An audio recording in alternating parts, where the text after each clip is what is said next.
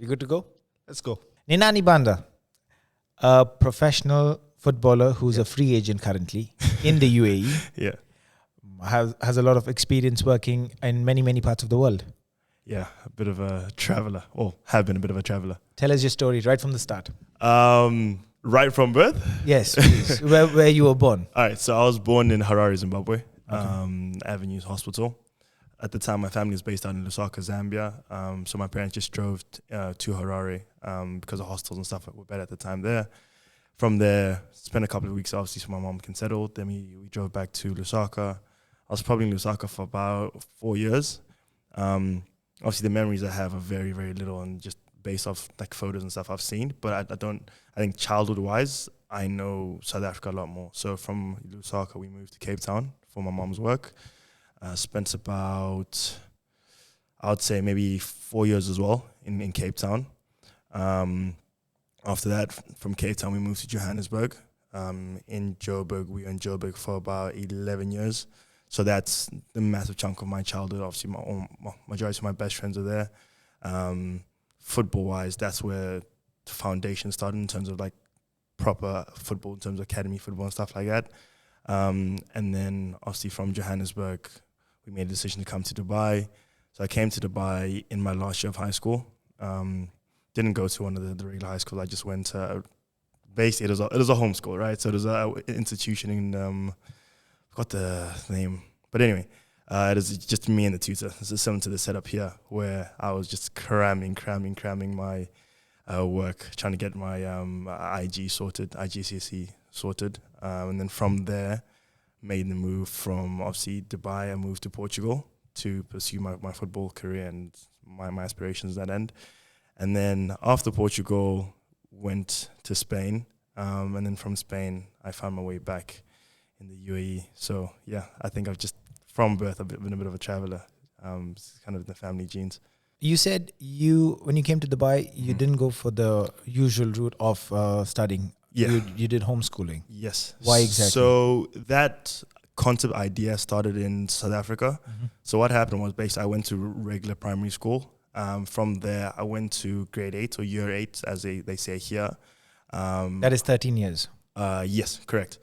And then from there, the people who I was playing, or the club I was playing for at the time, which was called Brazilian Soccer Schools, they basically made like a school for like their elite squad. So there's probably about 12 of us.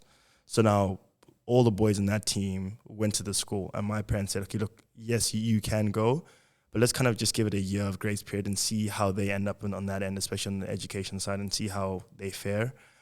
If all's well, then after year 8, you can move on.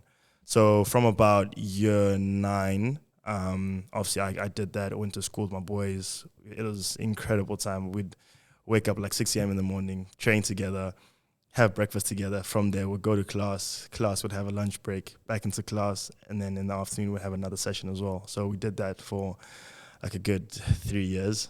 So incredible memories. And then obviously that's when my parents decided to move to Dubai. So once I got here, I couldn't go back into a regular schooling system just because of like my training regime and stuff like that. And I was going to Portugal, I think every 4 months or 5 months, because there was a program which I was doing in Portugal that kind of allowed me to feed into the football system there. So obviously if I'd gone to normal school, they wouldn't have allowed me. They would have thought I was joking to ask for permission to leave school every 4 months, 5 months. And that obviously would have just messed up my education as well. So the best option was an institution, and teacher was incredible. The entire thing was really, really good. And at least I got my matric, as we say in South Africa, or Southern Africa rather. So yeah, that's how I chose that route of education. But obviously it's still, in terms of stuff I learned, I was learning the same things that my peers were learning in regular schooling. It just, mine was super crammed in and more concentrated because I wanted to focus on the football side as well. So, yeah. So just to clarify, you did homeschooling just because you wanted to play football professionally? Yes. And you knew this at the age of 13? To be honest, I've known it since I could walk, man. Like it's always been the dream, and it's always been something I kind of proclaim. And I think my family is a bit of a football family. My dad has an academy in Zambia as well. So I've always been surrounded by that. My granddad was a part of that process as well. So he always supported me during the footballing experience as well. So I think it was a bit of a difficult decision for my parents to kind of like allow me to do that. But I think as a family, we always just knew that was my dream. And my family's been super supportive, and they always said to me, listen, obviously education is important, but there's other ways of being educated. Like, it's not just obviously sitting in the classroom and getting that paper or this paper, you know? So I think I am super grateful to have that support behind me that obviously has ensured me to be extremely educated and make sure that I tick all of the boxes. But also, if you have a dream, you have to be able to pursue it. So, yeah. And that is not cheap, because you are also traveling, and your parents also moved and they settled in different places. Yeah, of course. So the only 2 moves that I actually made with my parents was obviously from Johannesburg to Dubai, and then obviously initially from Zambia to Cape Town. But then when I moved from Dubai to Lisbon, obviously I was by myself, so that was at the age of 18. So as soon as I turned 18, that's when I moved. And then from Lisbon, when I started venturing around Spain, that was by myself as well. So yeah, obviously financially, my parents were my backbone, so to say then. But in terms of like the actual move, it was just me. Yeah. And how did you manage going to Lisbon and Spain? The language, the people you knew. Did you know anyone? So okay, I had in Portugal, I think it was a bit easier because I had a bit of a social circle, because obviously I was making trips for 2 years prior to that anyway. So I knew coaches. I had a couple of friends here and then one of my close friends who initially was with me in South Africa and a part of that schooling system, his family moved out to Portugal around the same time when my family came here to Dubai. So at least him and the family were there, but he lived pretty far away from me, and obviously I wasn't driving or whatever. So he was about, I want to say 35 minutes away from me. And obviously he was busy with school and stuff like that. So schedule-wise, I didn't really get to see him that often. But it was nice knowing that I had him there. But I think Portugal was tough. It's probably the most difficult experience I've had thus far in my life. But at the time, I didn't really think about it. It's only when I look back and look at like how I was feeling and just how I was thinking and just also how my body was reacting. I wasn't really myself. So yeah, I think language-wise wasn't that difficult because obviously it's such a cosmopolitan city anyway, so pretty much everyone spoke English. So even at training, yes, they spoke to each other in Portuguese, the coach gave instruction in Portuguese, but like they would speak to me in English, and majority of the time I was hearing English more than I was Portuguese. So I think language-wise, I probably made a bigger jump when I moved to Spain because yes, I was doing Portuguese lessons in Portugal, but if you aren't using it in a practical form on a daily basis, it's not going to sink in the way you and I speak English, right? So I think my Portuguese and my Spanish obviously went miles ahead once I made the move to Spain and eventually settled in a place called Villafranca because I had 5 roommates from Brazil. So in the apartment, they literally just spoke Portuguese. So if I didn't understand, then it is a disaster. So I had to make a plan, and that did help my Portuguese. And obviously because the languages are very, very similar, Spanish also kind of just fell into that, became super easy as well. And also no one in the town spoke English. So unlike Lisbon, where you're basically around people that you would be in South Africa or Dubai or whatever, you're literally just in a completely new environment, a completely new language. So I think that's when my survivor mode kind of kicked in. And my language skills were kind of put to the test. But yeah, probably took me about 5 months, I would say. And then I was speaking fluent Spanish, still do now, and then Portuguese as well. So, yeah. So those were some of the challenges with regards to the move. Tell us your challenges with regards to the sport. So, a bit of a mixed bag, man. So, I think Portugal, I was ready, I would so say. Like, obviously, I was ready to make the move. Like, all of us are ready to make moves. So someone can send us to a new place, and just by physical being, you have to be ready to go there anyway. But I think when I look back, I don't think I was ready emotionally. So physically, I was up to scratch with everyone. Obviously, I've always been a super hard worker. So I wasn't really that far off the bat physically. Technically, a couple of things could have been worked on, but that's not a train smash. But I think emotionally and just mentally, I wasn't, I don't know. I don't think I was mature enough to handle being by myself that early, and also just dealing with the times where you're not you train, obviously we trained in the evening, so we trained at about 7:30, so to say. Up until that point, there's literally nothing to do. So I'm lucky my roommate had FIFA, so we would play FIFA, but my roommate wasn't really the one to talk to me either, so we didn't really communicate. So I was literally by myself for a good 10 to 11 hours on a daily basis, you know. And then obviously when you're that young, and luckily I didn't really get into trouble, I didn't do anything crazy. So it literally was just time spent alone in an apartment trying to keep yourself busy.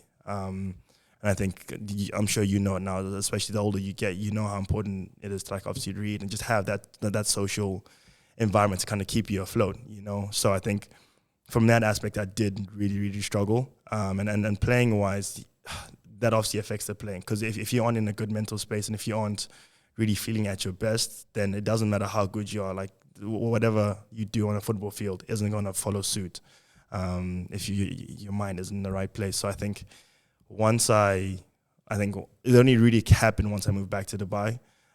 So between Spain and Portugal, Spain was a lot better because I had obviously more friends and stuff like that. But I think Portugal, I was just kind of floating, so to say, for lack of a better term, and I was just going through the days, you know. So yeah, I think I could have been more of a tourist. I could have done a lot more. I could have made a bit more of an effort in terms of like going out with my teammates and stuff like that, and just kind of forcing that relationship just to be a bit more social. But obviously I didn't understand the importance of that, and that's for me, it was just football, right? So I'd wake up in the morning by myself, I'd train, wait for training in the evening, but I didn't realize that in between that, like I need to kind of feed the person, right? Because the athlete was being fed, and my body was being fed with all the right nutrients and the training, etc. But Nenani, the person, wasn't being fed at all, you know. And then obviously in the end, it gets to a point where you just don't want to really participate because you aren't really happy in that environment.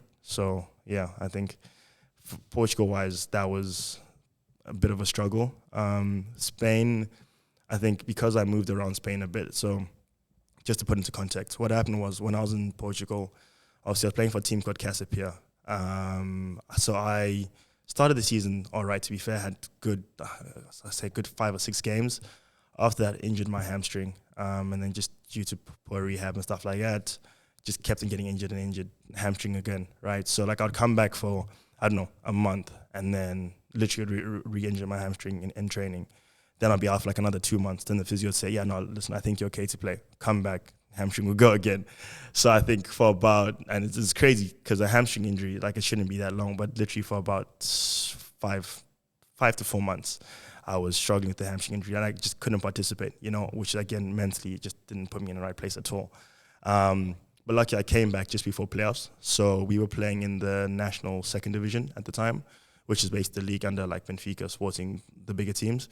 This was under 17. So we made it into playoffs because you have like a regional competition. So if you finish, like I think if you finish in top 2 or top 3, then from there you go into the national playoffs, right? So we made international playoffs. Luckily, I played, and then we played against a club called Marítimo, which is a pretty big club in Portugal based out of Madeira.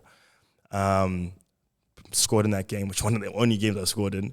And then at the time, the team I scored against, the goalkeeper, his agent was in the stands. This is one of the trips where my dad came as well. He flew in for like a week or whatever. So obviously after the game, the agent approached me and said, listen, you're a really good player. Would you like to come to Spain in the coming season? So obviously I hadn't made a decision. I didn't know so it's under 17, obviously under 19. You have a reserve team and then you have the first team. So my initial hope was to obviously play for like under 19, because under 19 and the reserve team are kind of mixed. So my hope was to kind of go up to that. But like at the time, they weren't really taking that age group seriously. So it's either you're good enough to go and kind of play for reserve and jump into first team immediately, or you need to kind of make a plan in order to come back. So obviously I kept the option in my back pocket and said, okay, look, listen, let me kind of sit down with my dad and let me see how the season plays out. We had like 2 more games besides that, after that game. So gave some time.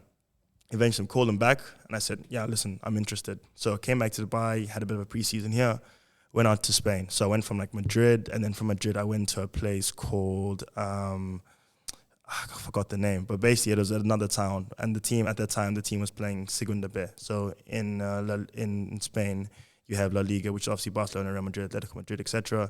you have Segunda, which is second division, and then you have Segunda B. So Segunda B and second division are just level-wise, it's not that different. Like, it's very, very, very similar. And it's just probably finances or whatever, or facilities as well, that kind of make the difference between the two clubs. So yeah, that division is really good, really, really good. So obviously jumped in, excited. I was there for like a week, didn't really shoot the lights out. It wasn't bad, but obviously if you're coming as a foreign player, you need to shoot the lights out. If you don't shoot the lights out, they're going to send you back home, you know? So yeah, obviously the feedback I got was positive. They said, look, you're a good player, especially I think at the time I was 19. They're like, listen, you have a lot of potential. Obviously you work on a couple of things, which is normal. But if you stay here, I don't think you'll get much game time. So you're better off probably going to a club in the division below, which is, I went to a club called Jerez, getting experience there, obviously learning the language, just becoming a man in that environment, so to say. And then the next season you can come back to us. I said, cool, no problem.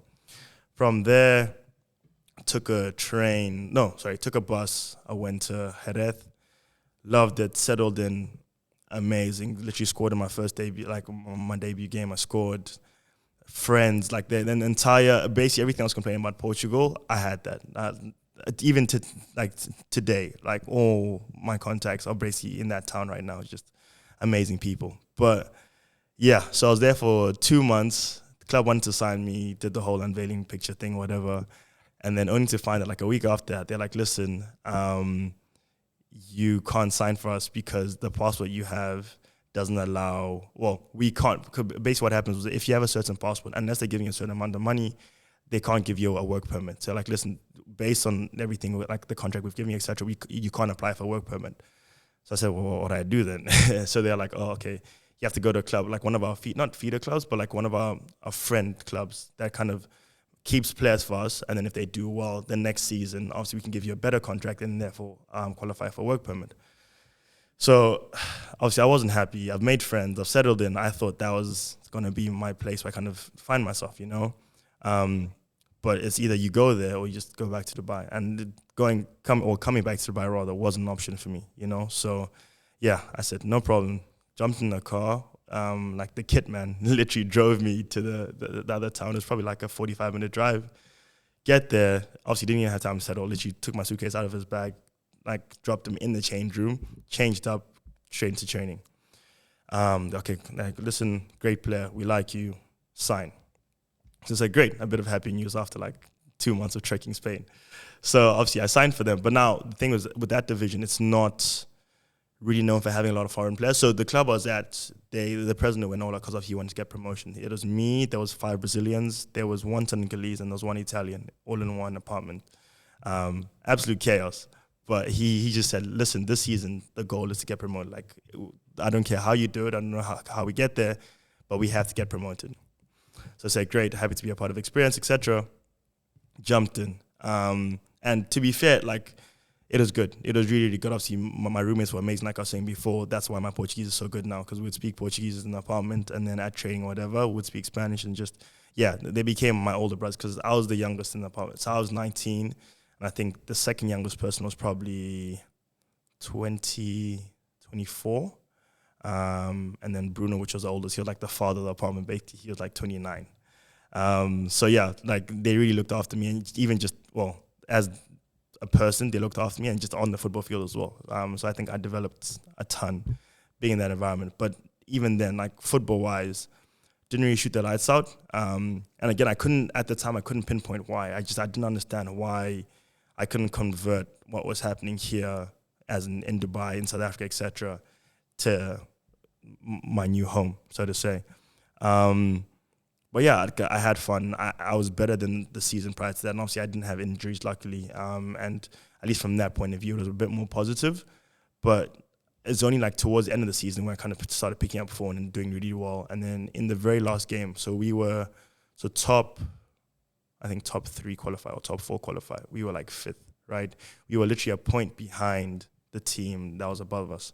And then they had a bit of a favorable goal difference. I think they had 1 goal difference, okay? So basically, we had to win, and then if they lost, we would go up, could get promoted, and then they would stay down. So going into last game of the season, obviously a lot of pressure, but we're excited because like we had a really, really good team, especially compared to like the rest of the teams in the league, and the team we're playing against wasn't that great. So it was 0-0 literally up until like the 92nd minute. Through ball comes in, running onto it. Obviously I score. Everyone goes crazy. Unbelievable moment. I'm like, oh yes, finally, this is my moment in the stars, etc. And then we go into the change room, and the president obviously comes in, and we expect him to be buzzing, but he comes in with his phone. Obviously checks his phone, and the other team wins like 7-0 basically. So it was great that we won, but like because of the goal difference, they managed to get promotion. So yeah, again, not really a great ending. But after that, he basically said to us, like, listen, thank you for coming, but either you can stay here and just play for nothing, which is basically play for free for this season, and hopefully next season you can get bumped up and find a new club, etc., or you can go back home. So I just said to him, like, listen, I've had a great time, obviously developed as a person, etc., but it doesn't make sense for me to stay here in the middle, because it's literally a village. Like, I kid you not, you could probably walk around like the whole town in about 40 minutes, man. It was tiny. So at the time, the second division here in the UAE was opening. So I just said, okay, let me just go back to Dubai. At least my family's there. I have that infrastructure. And that's how I ended up coming back to Dubai, and then eventually signing for Dubai City here in the UAE. So, yeah. So can we talk about pay, if you don't mind? Sure. First of all, how old are you right now? I am 23, turning 24 in June. 23, turning 24. Yeah, so June 1999. How much money does a footballer make? Man, so it just depends where you sign. It depends where you sign. It depends your importance to the team, for example. So let's say here in the UAE, right? So in the second division, I would say this season is when they really started paying players. Not really not crazy amounts, but it's more than zero, right? First division, if you sign... Can you give us a range? Because is it enough to survive in the UAE? No, not a chance, mate. Okay. Not a chance. Well, not in second division, not a chance. Not a chance. It's enough if... So let's say if you have a regular 9 to 5, and then you're playing for this club and they're paying you X amount, it's a bit of nice extra money, right? So it's basically like you and I getting a coaching job. It's equivalent, but at least you're playing football at a decent level, right? Okay. Now, in the first division, for, I would say, majority of the clubs, I'd say first half of the league, so probably first 8 teams, so 8 and above, it's enough to survive. Okay. Definitely enough to survive. Below that... Without a job? I would say. Okay. Yeah. Because it's, to be fair, it's around the same as what most people get in a job. Okay. Here. Okay. A decent job. Below that, not... Here being the UAE. Here being the UAE, yes. So below that, not enough to survive, but enough to be happy. So you can have a couple of other things on the side. And obviously, bear in mind, we're talking about being based in Dubai. So if you're playing for a club in Fujairah, or if you're playing for a club in, I don't know, Dibble Hissan, club is paying for your accommodation, whatever, then your expenses are low. Yeah, basically. exactly. You have close to nothing to really worry about paying wise, unless you're sending money back home or whatever the case may be, right? So in that case, then it's a good amount. And obviously here there's no tax and stuff like that, so it's all right. In Spain, the pay isn't great, and so unless you're playing, obviously La Liga, which is like the highest division anyway, which is Barcelona, etc. Segunda is a decent amount. Yeah, not okay. Decent is shy. It's a good amount. It's definitely enough to live by, and Segunda B, I would say as well. Below that, not enough to live on. Similar to here, unless the club is paying for your accommodation and food and stuff like that, which is what we had. The club covered us across the board, so we were just not really worrying about spending, So yeah, it's not, the route to getting a lot of money in football obviously isn't easy, and this is a very, very small bracket. But I'll say in terms of making decent money, the route is a lot shorter in the UAE than in most places. So yeah. And age is critical into getting into a club? Or no? Nah, I wouldn't say so, man. I really wouldn't say so. And I think that may go against what most people believe and what we've kind of been told. But I genuinely believe, like, if you, one, have the self-discipline to obviously put your body in the line and train every single day and make sure you put in those hours. Two, just that general self-belief that you are good enough to participate with people who want to make that their 9 to 5, that is their 9 to 5, and age doesn't matter, man. It genuinely doesn't matter. And I think, like, for me, being 24 this year, most people be like, oh, it's probably too late for him, or he's past his best years, or like most clubs won't appreciate that. But like, especially here in the UAE, where things are kind of opening up in a way that I didn't really expect when I first moved here, to be fair, it's the dream is definitely still alive. Like, regardless of how old you are, if you want to do it, then just jump in. Obviously, it's the sacrifice involved, and it's going to be a lot easier for someone who's been playing football or has been in the system for since they were younger, compared to someone who jumps in at, I don't know, say 26 or something like that. It is more difficult, but difficult doesn't mean impossible, you know? So, yeah. But it's more than just playing football. It's playing football. It's your dietary plan, yeah. Plan, yes, yeah. Thank you. It's your exercise, it's your recovery, it's your sleep. If you're saying the route to going into professional football is much shorter in the UAE, there's a lot of competition as well. Yeah, 100%. So you need to 100%. Really be very, very... And also and the funny thing is, obviously, so you have 4 divisions. So you have the ad hoc league, which is obviously like the Premier League of the UAE. You have the first division, which is the league I was playing in. And then you have second division, and then you have third division, which is basically fourth division. Second division is obviously third division, right?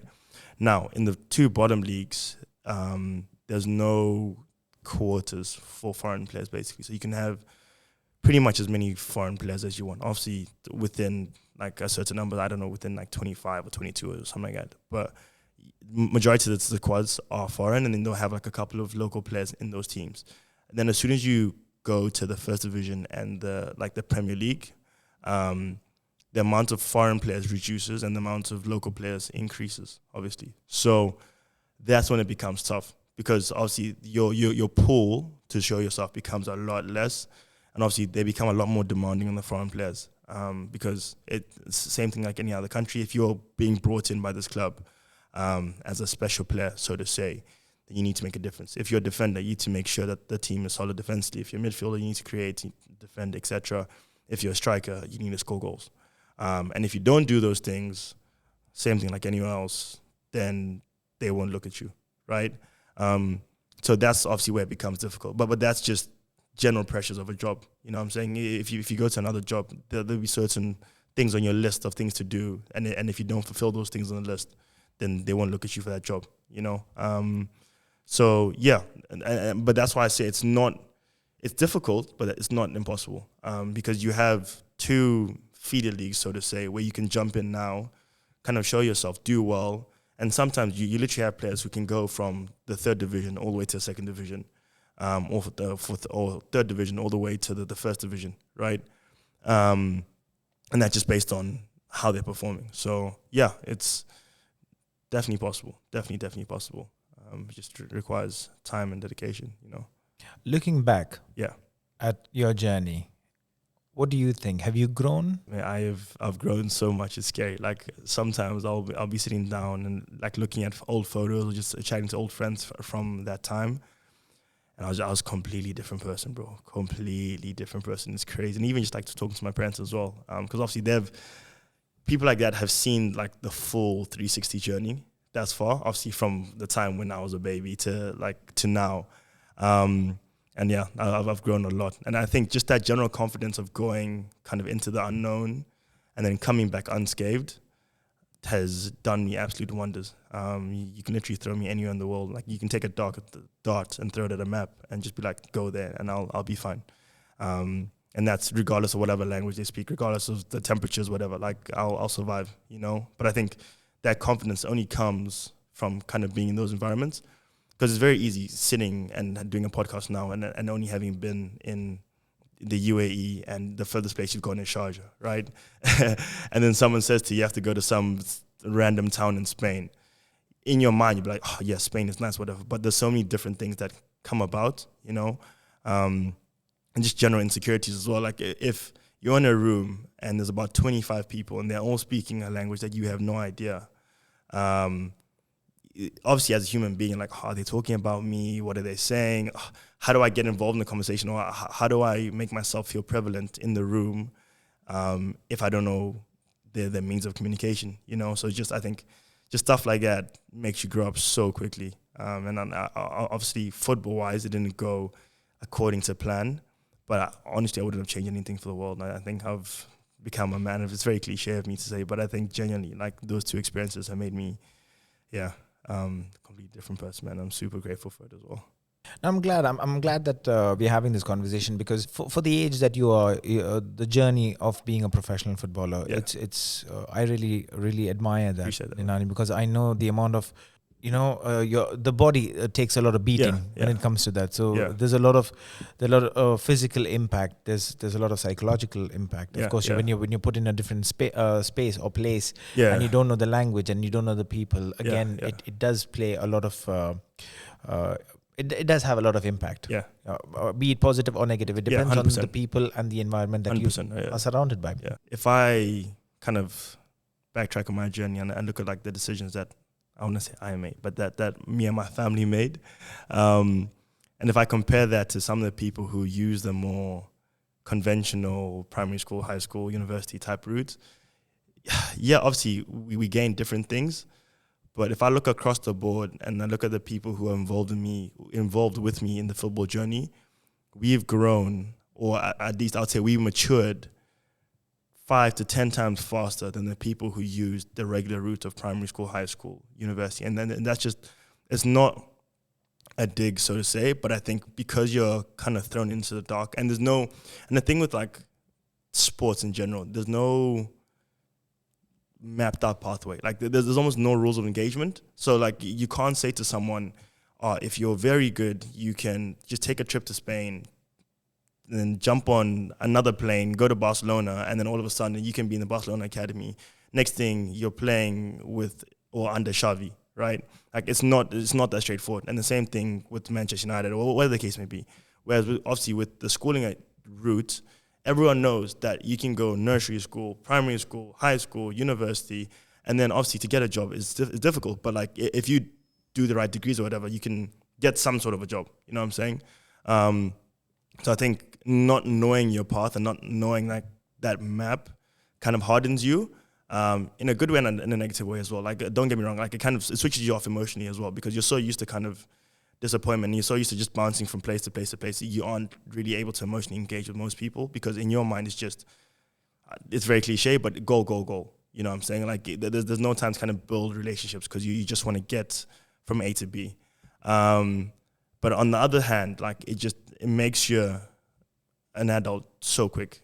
And then there's no time to kind of be in your bed crying about not signing for this club, or this injury, or like the coach not playing you, or your teammates not liking you, or your teammates leaving you. Because like literally made those times when I was in Portugal, and I think about it all the time. Like, so the club was obviously, let's say the club was here, like in a corner, and then like I would say 3 minutes from that, there was like a bus stop.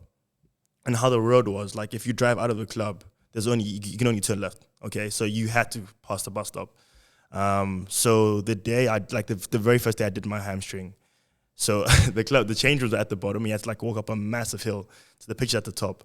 So obviously I injured my hamstring, and for anyone that's injured their hamstring, they know the pain is ridiculous. It literally feels like someone stabs you in the back of your leg.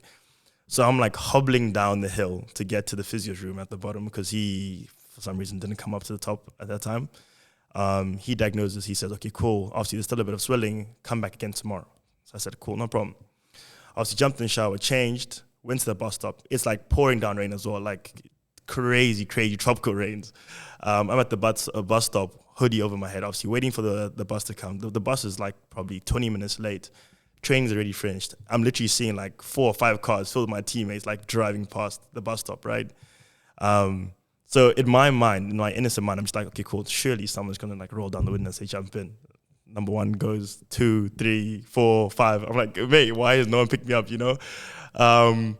But like, obviously at the time, in my head, I'm cussing at my teammates. My head is gone. Like, I'm like, for one, your teammate is injured. No one really asked me if I was okay. Because that's what you're used to. You're used to being at home and your mom or dad saying, are you okay? Or your family saying, are you okay? Do you need some help?